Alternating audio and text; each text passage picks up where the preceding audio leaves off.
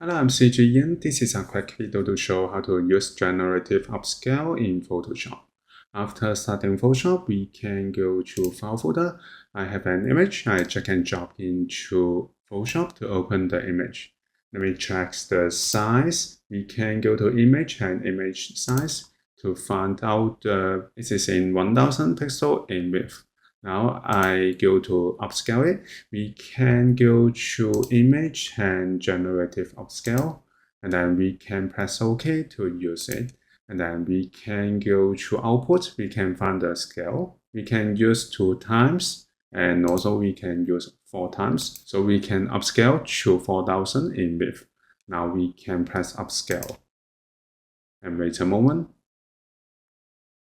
After generating the upscale, we can find there is a new document. So we can go to see, we can see before and after.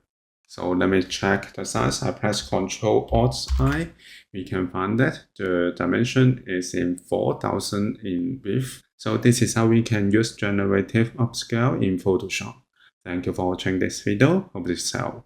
Please subscribe this channel. More video will share with you. I'm CG Yin. See you in the next video.